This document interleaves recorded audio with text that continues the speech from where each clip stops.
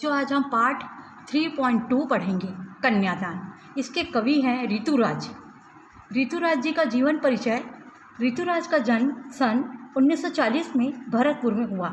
राजस्थान विश्वविद्यालय जयपुर से उन्होंने अंग्रेजी में एमए किया।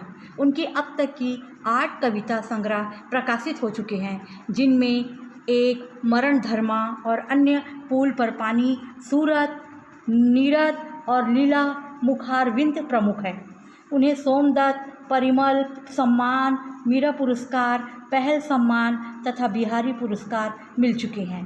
मुख्य धाराओं से अलग समाज के हाशिए के लोगों की चिंताओं को ऋतुराज ने अपने लेखन का मुख्य विषय बनाया है। उनकी कविताओं में दैनिक जीवन के अनुभव का यथार्थ है और वे अपने आसपास रोज़मर्रा में घटित होने वाले सामाजिक शोषण और विडंबनाओं पर निगाह डालते हैं। यही कारण है कि उनकी भाषा अपने परिवेश और लोक जीवन से जुड़ी हुई है।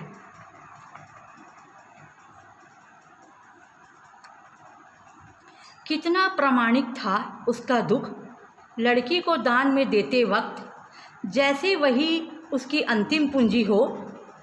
लड़की अभी सयानी नहीं थी, अभी इतनी भोली सरल थी कि उसे सुख का आभास तो होता था, लेकिन दुख बांधना नहीं आता था। पाठिका थी वह धुंधले प्रकाश की, कुछ तुर्कों और कुछ लयबद्ध पंक्तियों की।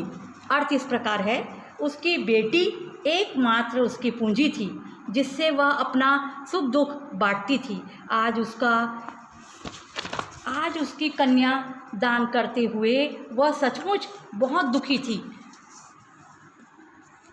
उसकी लड़की बहुत भोली और सरल थी। वह दुनियादारी नहीं समझ सकती थी, क्योंकि वह उतनी समझदार नहीं थी। उसे विवाह के बाद यथार्थता व पुरुष प्रधान समाज के बंधनों का ज्ञान नहीं था।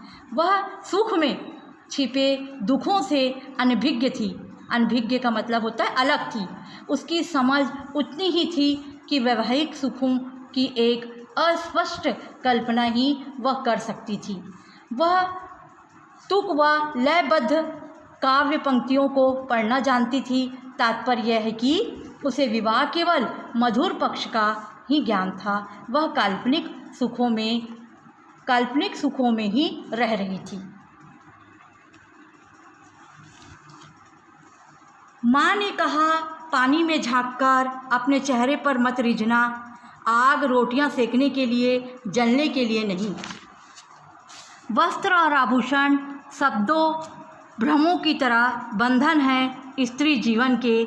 माँ ने कहा, लड़की होना पर लड़की जैसे दिखाई मत देना। अर्थ है, बेटी तुम ससुराल में जाकर अपने सौंदर्य पर मुग्ध होकर न रहना। तात्पर्य है कि वहाँ सब तुम्हारी सुंदरता की प्रशंसा करेंगे, इससे तुम भ्रमित न होना, वरना यही तुम्हारी बंधन का कारण बन जाएगी। बेटी आग रोटियां सेकने के लिए होती है, जल कर मरने के लिए नहीं। इसलिए आग से बचकर रहना, सावधानी रखना, अपना कर्तव्य पालन अवश्य करना, किंतु अत्याचार को न सहना। तुझे जो सुंदर आभूषण और वस्त्रों प्रहार मिलेंगे, उसे छलावे में न रहना।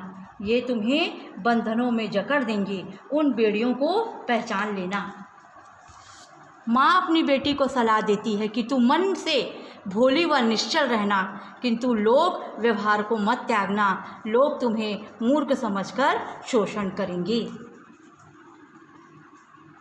धन्यवाद।